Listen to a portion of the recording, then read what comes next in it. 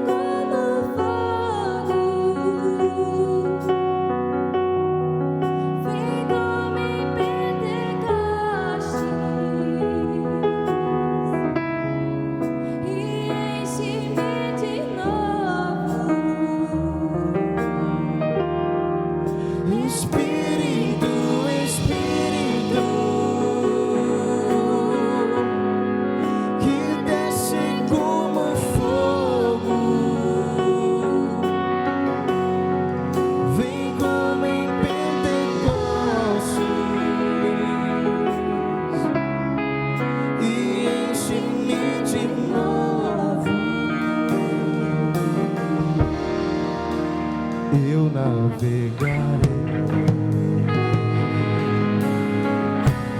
no oceano, aleluia, e ali adorarei ao Deus do meu amor.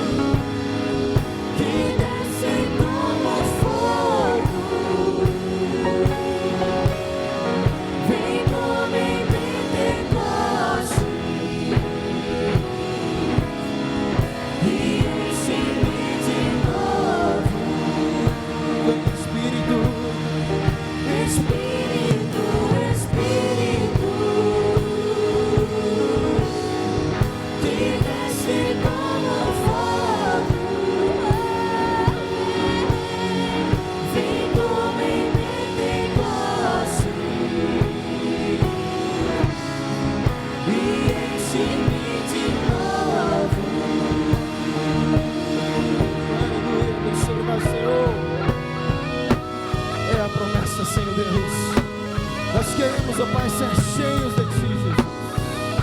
Derrama sobre nós a Tua glória, o Teu Espírito, Deus, para que sejamos cheios para anunciar a Tua palavra. Aleluia.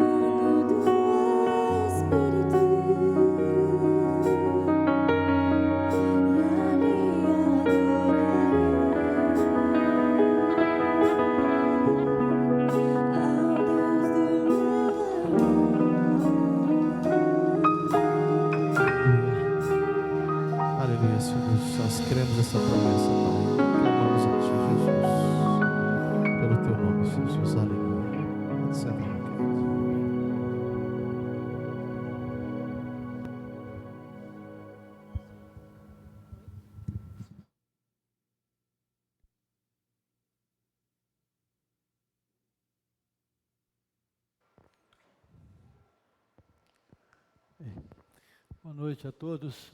Bom estar com você, ter você aqui na igreja para a gente poder adorar, pensar um pouco. A gente vai voltar a cantar ainda uma música, mas antes, porém, eu quero compartilhar com vocês alguns avisos. Isso. Dia 9, quinta-feira, agora, teremos a ordenação do Cardoso, Antônio Cardoso, como pastor na igreja. Então você está convidado a estar aqui, embora não se convida membro da igreja para vir na igreja, né? Mas se você puder, faça um esforço, vem aqui na quinta-feira, vai ser importante para o Cardoso, um dia marcante e claro também na vida da nossa igreja. Então, quinta-feira, 7h30 da noite.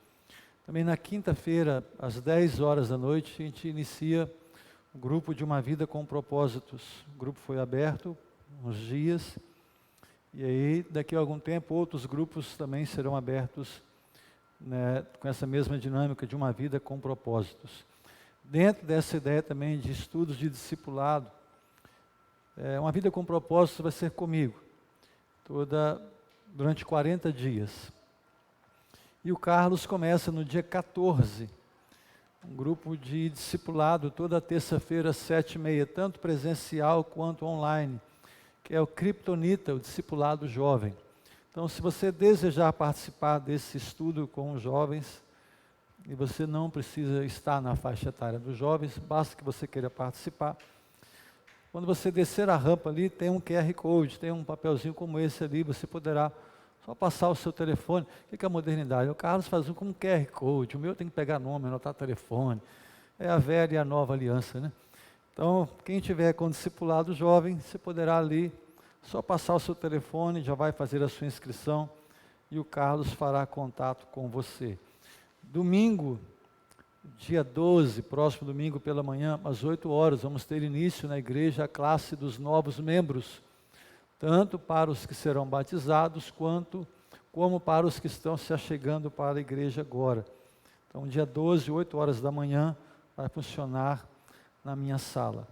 E ainda uma palavra quanto ao dia 7 agora, depois de amanhã.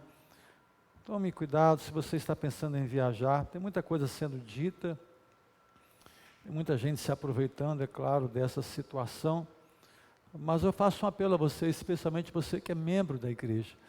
Não use rede social para ficar mandando recado, ou para afrontar alguém, ou para responder uma afronta. Não é, ao servo do Senhor não convém contender. Nós cremos que o país é livre, então, se alguns querem protestar a favor, ou contra o governo, ou contra qualquer outra instituição, a gente deve respeitá-los. Então, eu só peço que você não embarque nessa onda, não afronte ninguém, não poste nada que possa custar o nosso testemunho como povo de Deus, ok? Então, dia 7, e orarmos pela nossa nação. E ainda orarmos pelo nosso irmão, Adir Monteiro, pai da Marlúcia e da Marleide. Até foi postado um vídeo aí no grupo da igreja. Logo depois do almoço eu fui visitá-lo no hospital. Acredita-se que ele tenha tido um AVC, já está inconsciente. Foi transferido para São Mateus, a gente vai aguardar, creio que amanhã haverá um boletim. Mas é um quadro que inspira cuidado. Seu Adir já está com 88 anos, então teve um AVC em fevereiro e possivelmente teve um outro nessa semana. Além de uma fratura no fêmur que não pôde ser operada por conta de complicações em veias e coração, enfim. Então gostaria que você orasse, nós orássemos agora pelo nosso país e pelo irmão Adir Monteiro, pela família dele, né, que é também a família da nossa igreja. Você pode fechar os seus olhos, vamos orar. Pai, nós recorremos ao Senhor, não como um escape, mas como filhos que conhecem o coração ou parte do coração do seu Pai.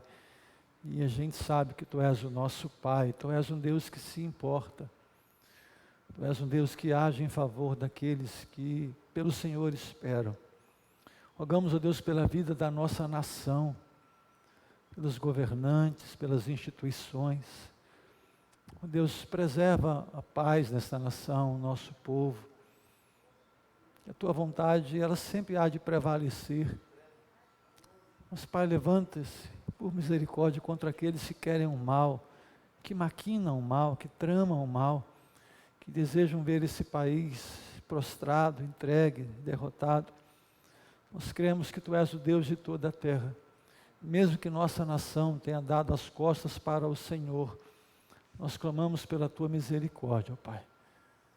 Preserve as vidas nesse dia, nessa semana, especialmente na terça-feira. E ajuda-nos como o Teu povo, como a Tua igreja, a usarmos esse tempo também como forma de testemunho. Como cidadãos, mas antes de qualquer outra coisa, como cidadãos do reino dos céus. Tenhas compaixão do nosso Brasil, Senhor. Tenhas compaixão do nosso irmão, seu Adir Monteiro. Deus, ele é obra das Tuas mãos. Da planta dos pés ao alto da cabeça, ele é formado e foi formado pelo Senhor. Aquilo que os melhores instrumentos da medicina não podem ver, o Senhor sabe, Tu conheces, está patente aos Teus olhos. Então tenhas compaixão, Senhor, da irmã Amélia, dos filhos, netos e todos nós que de alguma maneira sofremos com isso. Tenhas compaixão do Teu Filho, Senhor. Nós aguardamos a Tua resposta. Aguardamos a Tua manifestação, crendo que o melhor do Senhor sempre acontece. Ajuda-nos a nos sujeitar à Tua voz e à Tua direção. Oramos assim, em nome de Jesus. Amém, ó Deus. Amém. Hoje pela manhã eu fiz menção de Mateus capítulo 6, o verso 21. Quando Jesus, ao pregar o Sermão do Monte, ou as bem-aventuranças, ele diz algo interessante, quando ele assim afirma: onde está o teu tesouro, aí estará também o seu coração. E aí é uma citação de um livro, que eu espero comprá-lo, um livro bem grande por sinal, quando ele diz algo interessante. Segundo o autor, quando Jesus faz essa palavra, profere essa palavra, o que fazemos com os nossos bens, Jesus está dizendo, eu quero repetir o que eu falei hoje pela manhã. Jesus está dizendo, mostre-me os seus extratos da conta bancária, do cartão de crédito e os seus recibos, e eu te mostrarei onde o seu coração está. O que fazemos com o nosso dinheiro não mente. É uma declaração ousada sobre aquilo que realmente valorizamos. O que fazemos com o nosso dinheiro não indica simplesmente onde o nosso coração está, mas determina para onde o nosso coração está indo. É o que a gente precisa pensar, o autor diz isso, se o nosso coração está em missões, em salvar a humanidade, a gente vai investir na obra missionária. Se o nosso coração está na igreja, a gente investe na igreja. Se está em qualquer negócio, ali estará também todo o nosso investimento. Eu rogo que você pense nisso. Raramente eu falo sobre dízimos e ofertas aqui na igreja, porque é um assunto que não é novidade para nós. Então considere essa palavra. Onde estiver o vosso tesouro, ali estará também o vosso coração. Se você trouxe o seu dízimo, a sua oferta, não sei, a transmissão foi, conseguiu, Tiago? Está gravando. A gente está sem internet hoje aqui, em partes da igreja, então depois a gente publica. Então se você trouxe o seu dízimo, a sua oferta, pode colocar aqui ou lá atrás, se houver alguém, e nós vamos adorar ao Senhor. E logo após eu quero pensar com você sobre uma parte no livro de Atos.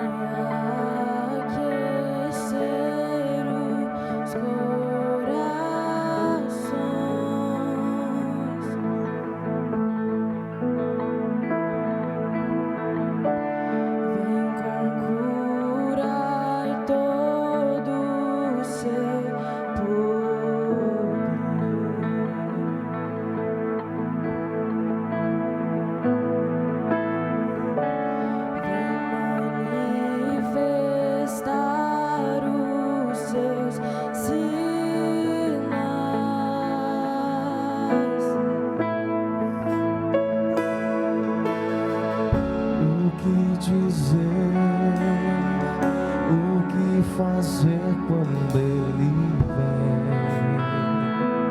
aqui? Mais que ser bem-vindos, nós te desejamos outra vez aqui. É o que nós queremos, Jesus.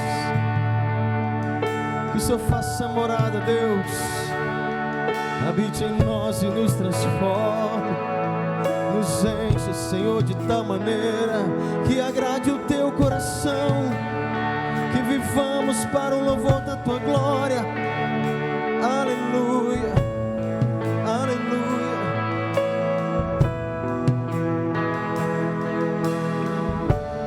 Nosso amigo Santo Espírito,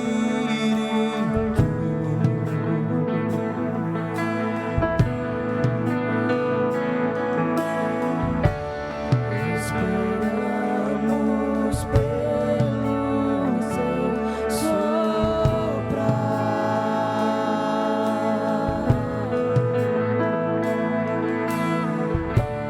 com seu óleo venha nos ungir,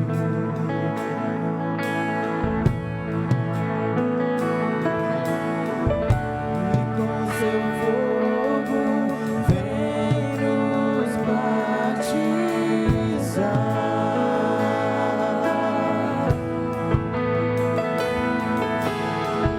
O que dizer, o que fazer quando Ele vem aqui? Mais que ser bem-vindo, nós te desejamos outra vez aqui.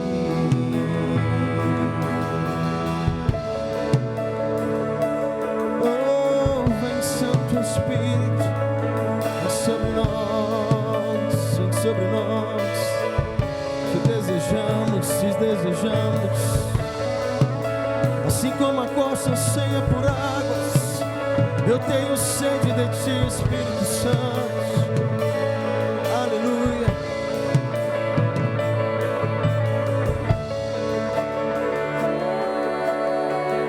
O que fazer quando Ele vem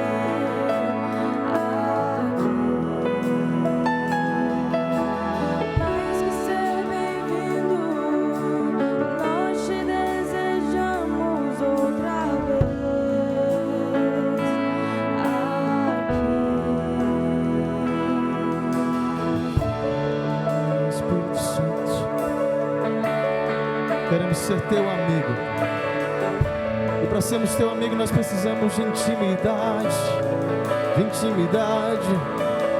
Somente quando nós conhecemos o Espírito Santo que nós entendemos qual é a sua perfeita vontade. Então faz de novo.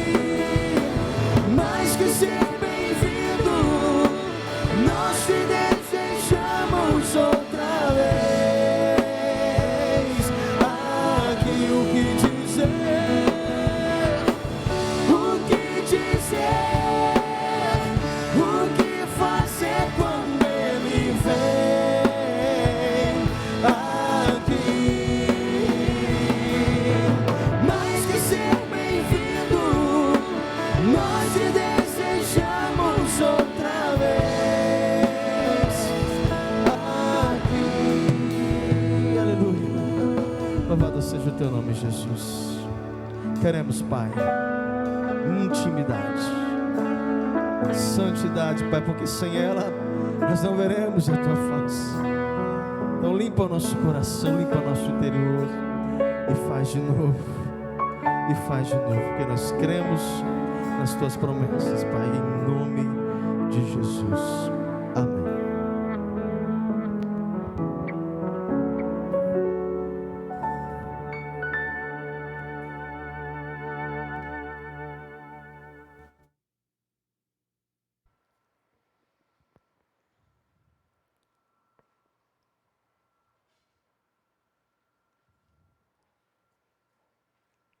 Nosso tema nesse mês é o Espírito Santo.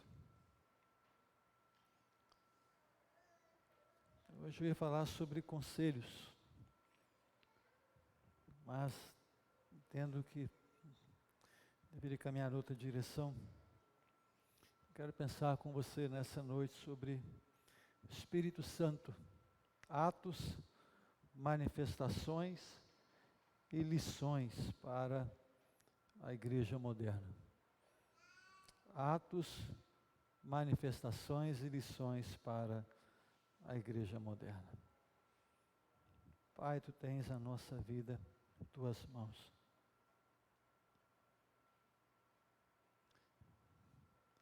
Nós não o conhecemos ainda como eu acredito que poderíamos conhecê-lo, Senhor.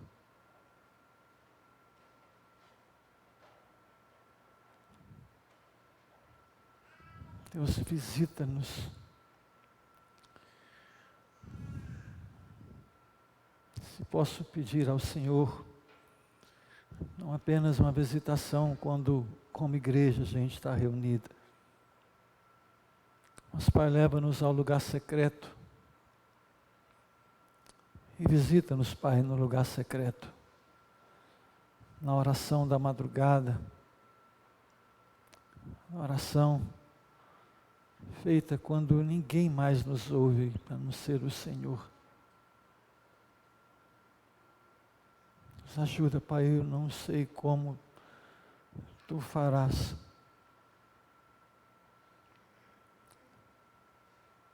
E eu peço a Ti fé o bastante para crer que a minha geração ainda verá uma grande manifestação do Senhor.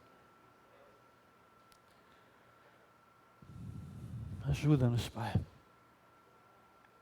Ensina-nos. Quebranta-nos. Enfim, eu não sei o que falar com o Senhor, mas eu sei que a gente precisa muito que Tu fales conosco.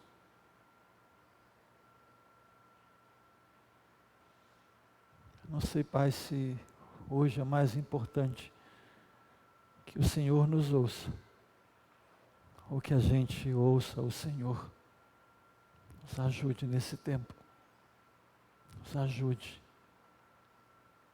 Em nome de Jesus. Em nome de Jesus. Amém. Amém. Houve um tempo, irmãos, em que eu orava e eu de fato acreditava que nós estávamos vivendo o tempo das gotas, vivendo de gotas do Espírito. Mas hoje, de todo o coração, por mais esforço que eu faça, eu não consigo acreditar que a gente esteja sequer debaixo das gotas. O ser humano se adapta em qualquer ambiente. O ser humano se adapta no calor de 40 graus, 50 graus. Mas também se adapta no calor de um frio de menos 20, menos 30. O ser humano se adapta. Ainda que use tecnologia ou roupas, mas a gente se adapta. O grande receio é a gente se acostumar a viver no deserto. E esquecer que deserto na Bíblia sempre foi transitório. Mas Deus nunca nos chamou para morar no deserto. O povo passou 40 anos lá por desobediência, mas o lugar deles era a terra prometida, não era o deserto. E a gente se acostuma com isso. O ser humano se acostuma com dor. O ser humano se acostuma com sofrimento. O ser humano se acostuma em ter uma mesa farta e se acostuma a quase não ter o que comer. O ser humano se adapta a tudo.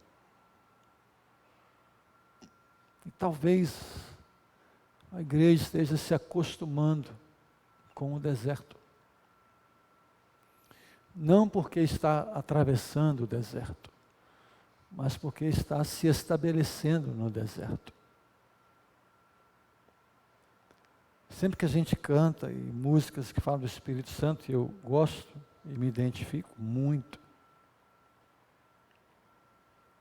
Eu sempre fica no meu coração, Senhor, quando que isso vai ser de fato uma verdade na minha vida? Eu não falo da sua, estou sendo sincero, da minha vida. Quando de fato eu vou desejar ser cheio do Espírito Santo, não porque eu falo, mas quando isso vai ser algo visceral, que vai tomar as entranhas e vai me deixar extremamente desconfortável, até que Deus se manifeste. Aquilo que acontece com a porta fechada, sem refletor, sem holofote, sem microfone. Sabe, é uma expectativa que eu oro para que ela nasça no coração da gente. Essa manifestação poderosa do Espírito Santo, conforme a Bíblia apresenta, mas conforme a história da igreja também apresenta. E aonde a gente recorre para pensarmos sobre o Espírito Santo? Onde a gente tem informação sobre isso? Só tem um lugar, que é a Bíblia. Vocês se lembram? E esse texto eu li, acho que 2 vezes, e na quinta-feira, e repeti essa semana, lá em Atos, no capítulo 19. Se você puder abrir lá, Atos capítulo 19.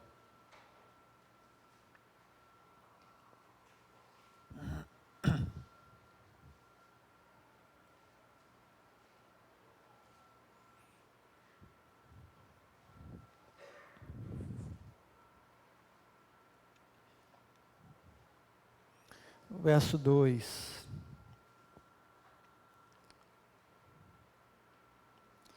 Esse capítulo que Apolo estava pregando em Corinto e Paulo agora estava em Éfeso. E Paulo faz uma pergunta àquela igreja. Perguntou-lhes: vocês receberam o Espírito Santo quando creram? Ao que eles responderam: pelo contrário. Ou seja, nem mesmo ouvimos que existe o Espírito Santo. Paulo pergunta: vocês receberam? E eles respondem: você está falando de quê? É o segundo momento na vida de Paulo em que ele trata de um assunto que não era conhecido pelas pessoas. Eu quero então compartilhar com vocês algumas coisas, manifestações do Espírito Santo, que podem acontecer ainda hoje, e há relatos que está acontecendo em algumas partes do mundo. Eu falei na igreja, por exemplo, lá no Afeganistão, em que aquela igreja, debaixo de grande perseguição, tem experimentado um mover de Deus muito grande lá no Afeganistão, como também na China, como também na Coreia, e curiosamente os países onde a igreja é perseguida e onde os cristãos são mortos. Nesses lugares, o Espírito Santo não é um assunto que se fala, é um assunto que se vive, porque não tem a quem recorrer. Em Atos, no capítulo 3,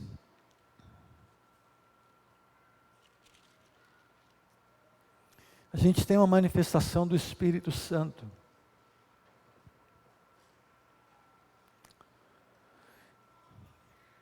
Atos capítulo 3, verso 2, estava sendo levado um homem coxo de nascença, que diariamente era colocado à porta do templo chamada Formosa, para pedir esmolas aos que entravam. Quando ele viu Pedro e João que iam entrar no templo, pediu que lhe dessem uma esmola. Pedro, fitando-o juntamente com João, disse: olhe para nós. Ele os olhava atentamente, esperando receber alguma coisa. Porém Pedro lhe disse: não possuo nem prata nem ouro, mas o que tenho, isso te dou. Em nome de Jesus Cristo, o Nazareno, levante-se e ande. E ele se levantou e andou. Quando você lê aí coxo, leia aleijado, tanto que ele era carregado, ele era conduzido. Segundo a história, e você já me ouviu dizer isso aqui, 2 bispos caminhavam, 2 religiosos,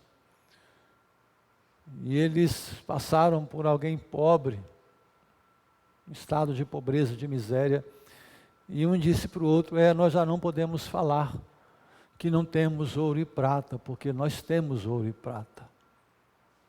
E o outro respondeu: mas também não podemos falar em nome de Jesus, levanta e anda, porque não temos esse poder.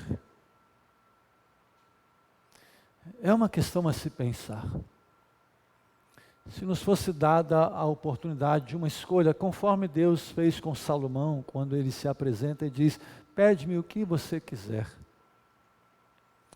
Se nos fosse dada a oportunidade de termos ouro e prata, de tal maneira que pudéssemos ajudar a muitos e muitos na terra, e a outra opção fosse ter o poder dos altos céus, qual seria a sua opção, sinceramente? E aí, antes que você responda, eu peço que você se lembre de Mateus 6:21.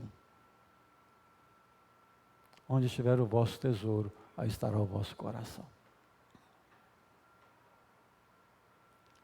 Sabe, irmãos, isso foi real na igreja, e tem sido assim, registros e mais registros de gente que foi curada por Deus. Deus levanta a medicina, Deus levanta médicos, remédios, e eles têm o seu lugar, o seu efeito. Mas aqui eu estou dizendo daquilo que é impossível à medicina.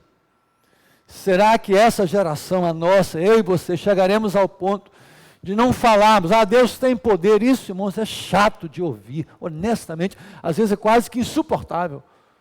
Deus é poderoso, Deus, mas onde isso de fato acontece?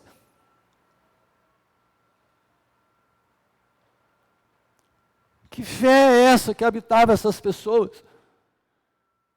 Que eles se viram e dizem: em nome de Jesus, levanta e anda, me dá a mão e vai, e ele vai. Sabe, a gente ouviu durante anos: olha, toma cuidado, que você vai ficar orando, buscando avivamento, Espírito Santo, isso é perigoso. Perigoso é não ter isso. Perigoso é passar toda uma vida tendo só um registro do Espírito Santo, do novo nascimento, e mais nada para contar. Perigoso é acreditarmos que somos abençoados porque há dinheiro na conta bancária, embora nos céus não haja absolutamente nada mais. Sabe, é uma lição, uma manifestação, uma ação do Espírito Santo usando gente tão pecador como eu e você, Pedro e João. Pedro nega a Cristo, João ora para Deus matar. Mas quando eles têm esse encontro transformador com Cristo, eles deixam de crer neles e no que eles podiam fazer e passam a crer no que Deus podia fazer por meio deles.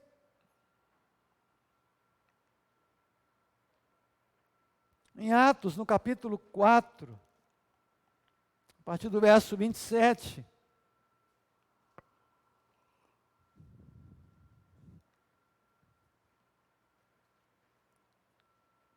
diz assim: porque de fato nesta cidade Herodes e Pôncio Pilatos, com gentios e gente de Israel, se juntaram contra o teu santo servo Jesus, a quem ungiste, para fazerem tudo o que a tua mão e o teu propósito predeterminaram. Então, debaixo de uma grande perseguição política, com risco de vida, com ordens para que eles ficassem calados, com ordens para que eles não pregassem, que eles não falassem, que eles não mencionassem Jesus, estavam sendo mortos.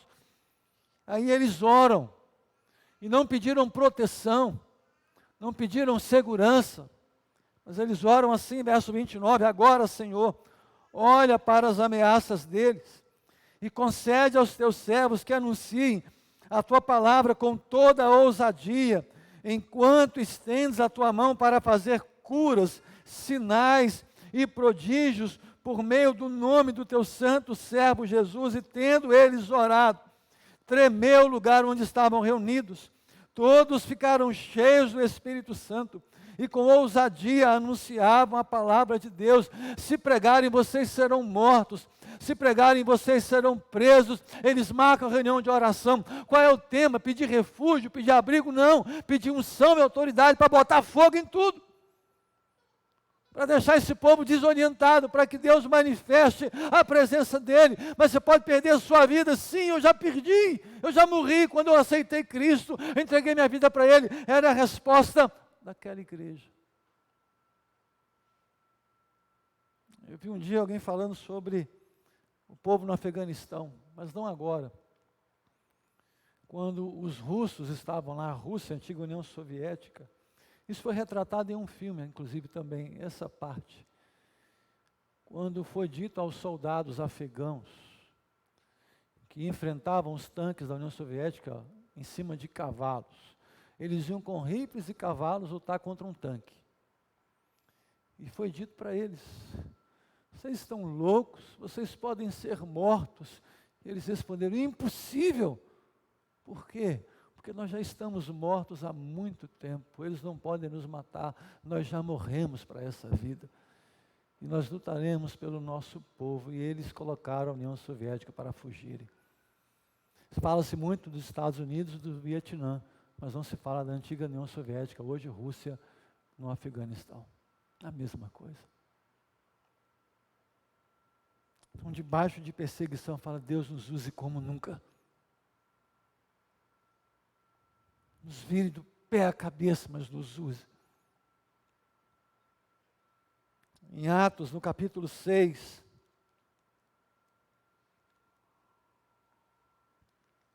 algo que eu tenho pontuado aqui na igreja, não só aqui, mesmo antes daqui.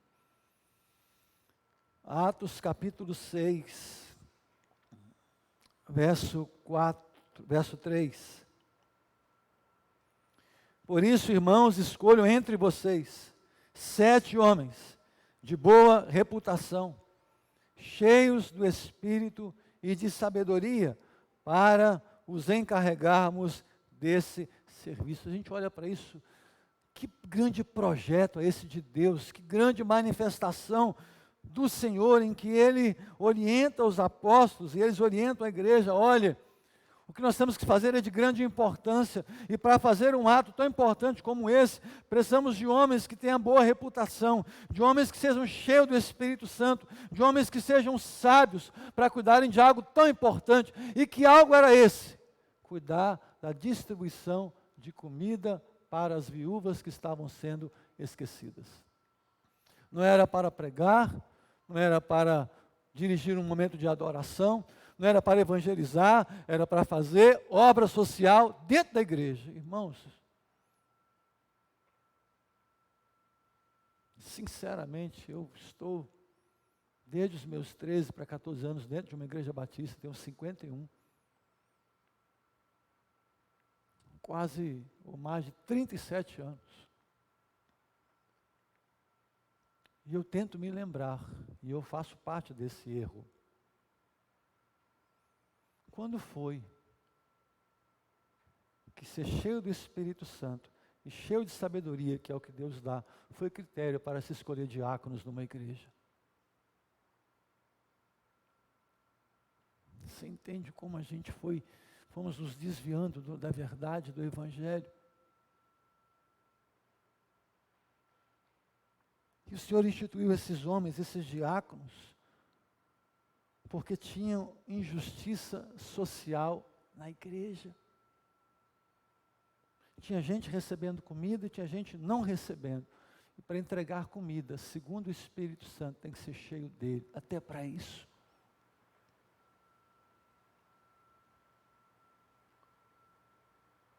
Eu temo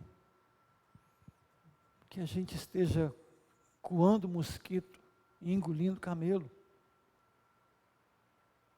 Porque ou a gente crê em tudo que está aqui, ou a gente não crê no que está aqui.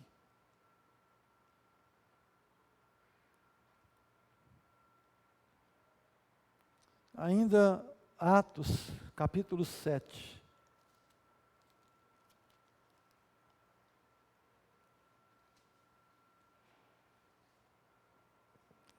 Alguém tem uma visão. Alguém enxerga o céu. Atos 7:55. Mas Estevão, cheio do Espírito Santo, fitou os olhos no céu e viu a glória de Deus e Jesus que estava à direita de Deus. Então disse: eis que vejo os céus abertos e o Filho do Homem em pé à direita de Deus. Quantas pessoas você já leu na Bíblia que disse ter visto o trono de Deus e Jesus Cristo assentado ao lado dele? Porque se alguém nos disser isso hoje, nós vamos dizer para ele o quê? Que culto você estava? Que avivamento foi esse? Que presença foi essa? O que aconteceu no culto? Aí Estevão responderia: eu contemplei o Senhor e Jesus Cristo ao lado dele, quando eu estava à beira da morte, para ser apedrejado, ser morto, para me tornar um mártir.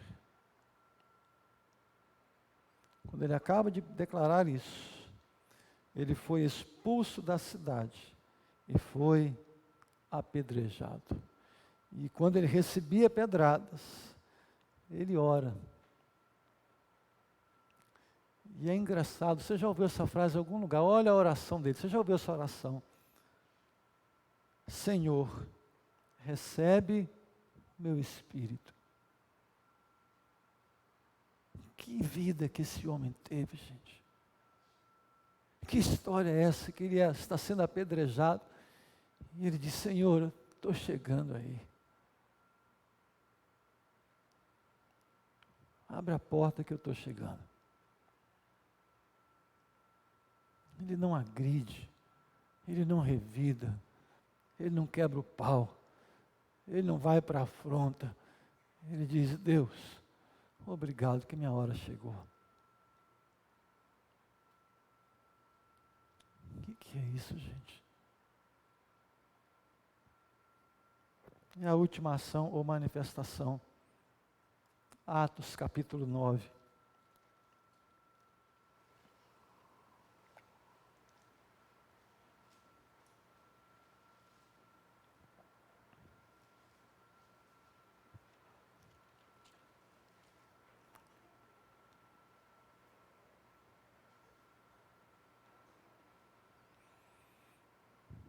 Atos 9, verso 3. Enquanto seguia pelo caminho, ao aproximar-se de Damasco, subitamente uma luz do céu brilhou ao seu redor. Ele caiu por terra e ouviu uma voz que lhe dizia: Saulo, Saulo, por que você me persegue? Ele perguntou: Senhor, quem é você?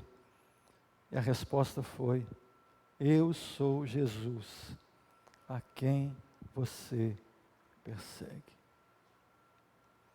Se você voltar só um pouquinho, olha o último versículo.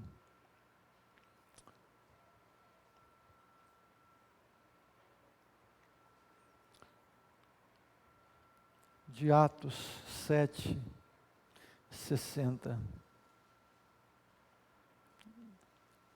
Olha que interessante. Atos 7, 60.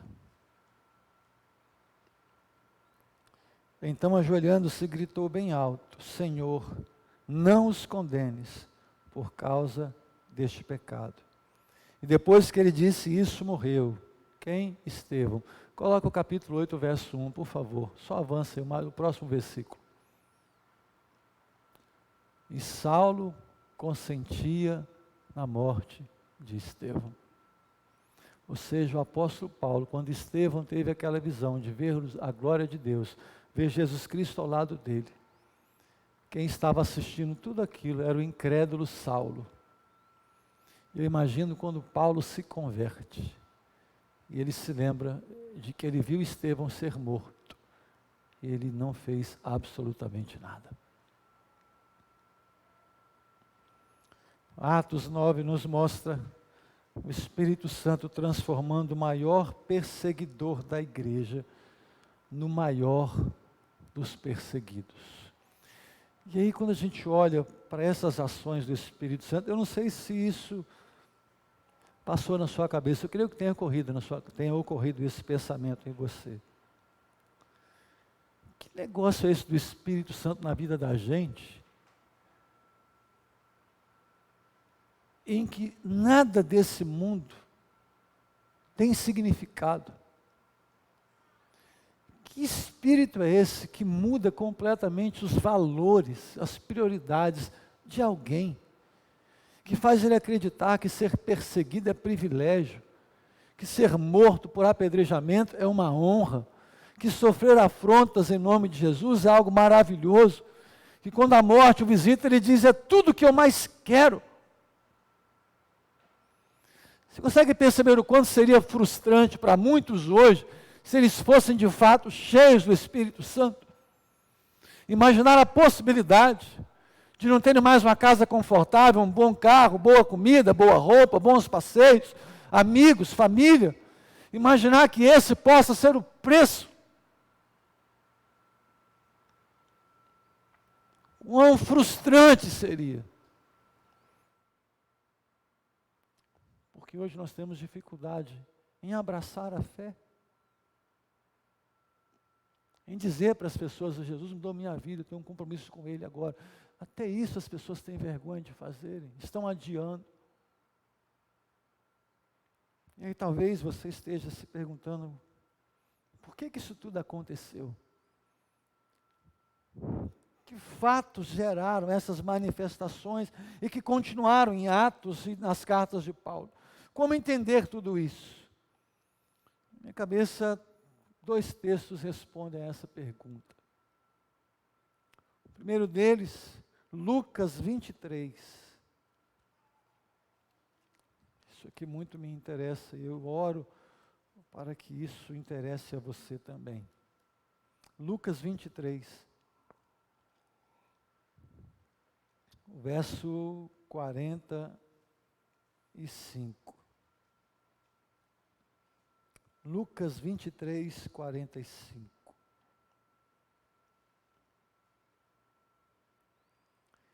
E o véu do santuário se rasgou pelo meio. E o véu do templo rasgou de alto a baixo. Só para te lembrar rapidinho, se você não conhece esse contexto que está sendo dito aqui, ou para relembrá-lo, o templo, ele seguia a ideia da tenda, do tabernáculo. Havia o pátio, havia o lugar santo e havia o santo dos santos. Havia o pátio dos gentios, das mulheres, dos judeus, enfim, lá eles podiam ficar. No lugar santo, não. Agora, no santo dos santos, só o sumo sacerdote podia entrar, ninguém mais podia entrar. Era algo tão sério, aquele lugar chamado Santo dos Santos, que não tem nada a ver com isso aqui, pelo amor de Deus, não confundam isso. Só estou ilustrando, isso aqui não é Santo dos Santos e nunca será Santo dos Santos. Isso acabou. Jesus aqui acaba com isso. Mas aquele lugar era tão sério, a presença de Deus. E quem registra isso é Flávio Joséfo, o historiador mais respeitado do judaísmo e da fé cristã. Ele é o mais respeitado em toda a história, Flávio Joséfo. E é ele quem registra, por exemplo, que quando o sumo sacerdote entrava nesse lugar, na roupa dele, espécie de um vestido, tinham romãs, o nome é romã, mas eram campainhas, várias campainhas, sineta, quem é da turma da sineta da escola, né? Várias sinetas no vestido dele. E junto com essas sinetas tinha uma corda que ficava amarrada aqui no tornozelo dele. Quando ele saía dali para cá, a corda ficava. Então, enquanto ele andava fazendo a oferta, o sacrifício e as orações, o povo ouvia o barulho das campainhas. Então, ele está vivo e Deus aceitou o sacrifício e entendeu que ele podia estar ali. Mas se ele morresse, Ninguém podia entrar para pegar o corpo, senão morria também. Então o que eles faziam? Puxavam pela corda. Porque era um local em que o Senhor se manifestava. Entre o Santo dos Santos e o Santo havia essa cortina. Alguns falam de 5 a 10 centímetros, esse pano, que nem uma junta de boi rasgava. Lá em Israel, em Elat, tem uma réplica do tabernáculo. Eu estive lá, é muito interessante, é menor, mas você tem uma ideia muito boa do que foi o tabernáculo. Tem lá o sacerdote, o sumo sacerdote, enfim. Então o judeu sabia que não entrava ali. Aí você imagina, porque quando Cristo morre na cruz, os judeus estavam lá, muitos deles no templo, cultuando. E do nada aquele véu rasga de alto a baixo. O que significa isso? O que significa que o véu do templo se rasgou? Significou primeiro que Jesus abriu um novo e vivo caminho. Significava para aquele povo e para nós que o Senhor não espera mais sacrifício de ninguém. Que não há nada que você possa ofertar, um boi, um carneiro, uma ovelha, como uma oferta para que Deus cubra o seu pecado. Quando Cristo morre, isso acabou. Ele diz, gente, chega disso. Quando Cristo morre, a figura do sumo sacerdote se encerra, porque o sumo sacerdote intercedia pelo povo. Hebreus diz que Jesus era o perfeito sumo sacerdote. Agora nós temos livre acesso a Deus por meio de Cristo. Ou seja, Deus está nos dizendo, você quer oração? Ore. Você quer ouvir Deus? Fale com Deus. Você não transfere mais, não é por tabela. Eu não preciso que alguém interceda por mim, eu não preciso que alguém perdoe os meus pecados, porque eu tenho livre acesso a Deus, eu falo com Ele. Por quê? Porque a Bíblia que a gente lê, que foi inspirada pelo Espírito Santo, diz que só existe um mediador entre Deus e os homens. O que é um mediador? A palavra explica, é o que media, é o que aproxima, ele que torna as partes, faz com que elas se aproximem. E diz a Bíblia que só há um mediador. Um só nome dado entre os homens, Jesus Cristo. Então, qualquer oração que você faça a qualquer pessoa que esteja viva ou que esteja morta, se não for Jesus, segundo esse livro, você está perdendo o seu tempo.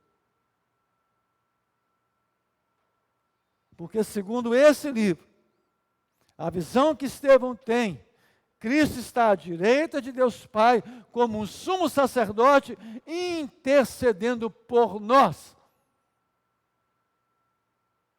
Não é a mãe dele que intercede por nós. Por quê? Porque a Bíblia diz que é só ele.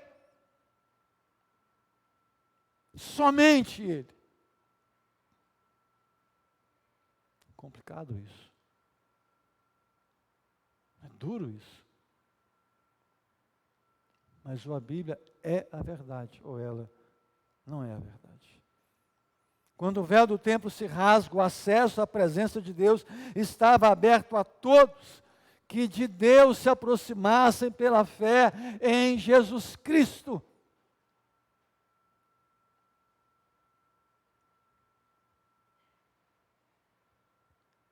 O segundo texto, Atos capítulo 1.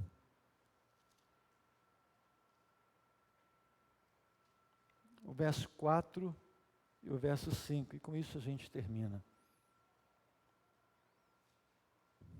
Atos 1, 4 e 5. E comendo com eles, deu-lhes esta ordem: não se afastem de Jerusalém, mas esperem a promessa do Pai, a qual vocês ouviram de mim, porque João, na verdade, batizou com água, mas vocês serão batizados com o Espírito Santo dentro de poucos dias. Jesus, antes de subir aos céus, que acontece aí logo depois nos versos que já lemos, ele diz para os apóstolos e para os discípulos, em número aproximadamente de 120 pessoas, e ele diz: fiquem em Jerusalém, se ajuntem para orar, e só deixem de orar até que do alto vocês sejam revestidos de poder. O que ele estava dizendo era: vocês não estão autorizados a fazerem qualquer coisa em meu nome, qualquer coisa, se vocês não estiverem cheios do Espírito Santo, porque fazer qualquer coisa em nome de Deus, sem direção do Espírito Santo, é uma afronta ao Deus que nós cremos. É um desrespeito à palavra dele. Falar de um poder que não se conhece é afronta. Fiquem, se ajuntem e orem até que sejais revestidos de poder. E o que eles fizeram? Eles oraram.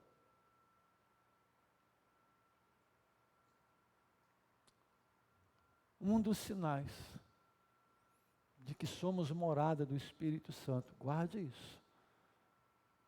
Uma das evidências que a gente tem do Espírito Santo é a nossa vida de oração. Porque quando Cristo foi, ele disse: não vos deixarei órfãos, vos enviarei outro Consolador. Ele está em vós e ele vai habitar em vocês. Uma evidência de quem tem o Espírito Santo é que a pessoa ora. E por que ela ora? Porque ela sabe que só Deus pode fazer as obras de Deus.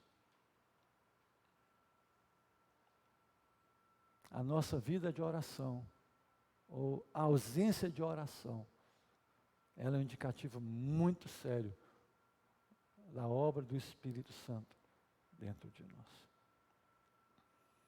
Tudo isso, e eles ficaram e esperaram, até que Atos 2 nos diz que o Espírito Santo veio. E aí, se você esteve aqui na quinta-feira, ou acompanhou hoje pela manhã, eu disse que o Espírito Santo que agia e que age no Novo Testamento, é o Espírito que agia no Velho Testamento.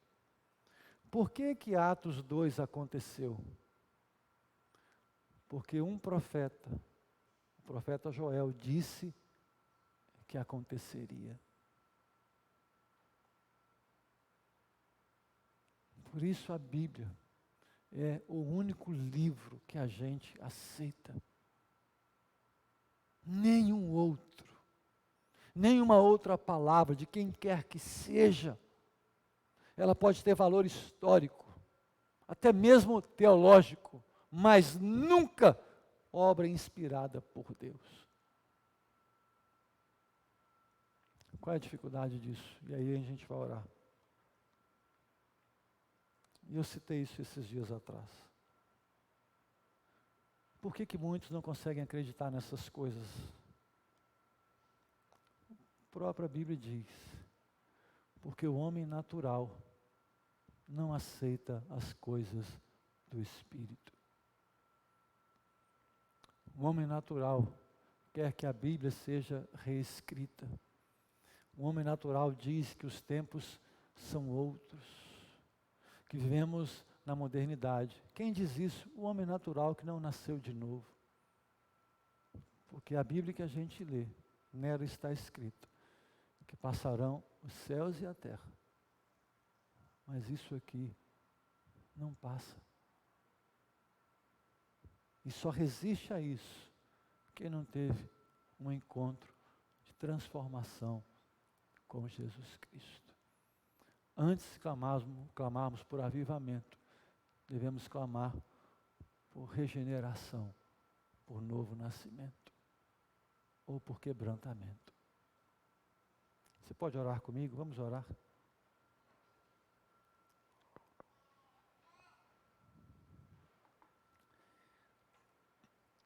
Pai, eu não entendo os teus caminhos.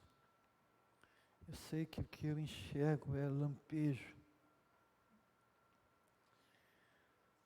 Mas eu confio na tua soberania e na obra do teu Espírito. Na obra em que ele faz nos convencendo da nossa condição diante do Senhor. Mas, Pai, em nome de Jesus, que esta igreja, que eu não me conforme à primeira experiência com o teu Espírito do novo nascimento. Deus, que no coração dessa igreja haja não só um útero para gerar filhos na fé, mas também um menino desejoso de tornar-se um adulto, uma igreja desejosa de tornar-se um adulto na fé, madura, ungida, cheia de graça, de verdade, do poder dos altos céus. Oh Deus, visita-nos, dá-nos a angústia que toma o teu coração, dá-nos das tuas dores, Pai. Em nome de Jesus, Senhor, muda a minha vida, muda a vida desta igreja. Nos ajuda, Senhor. Na incredulidade, nos ajude. Nos ajude. Em nome de Jesus. Em nome de Jesus. Amém, meu Deus. Amém. Pastor, como saber se isso é verdade? Só tem um jeito, querido. Só tem um jeito. Comece a praticar o que a Bíblia diz, só o que ela diz, e veja se dá certo ou não. Pensa nisso. Deus abençoe você.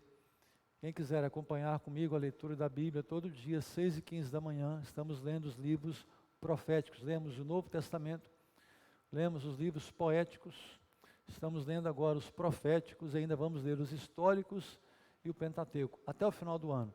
Se você quiser participar da leitura, todo dia no Instagram, 6h15 da manhã, é um devocional que eu preferi fazer aberto, então você pode participar lá. Uma leitura da Bíblia, uma reflexão e uma oração. Fique à vontade, Deus abençoe você, uma boa noite, uma boa semana, que o Senhor te guarde.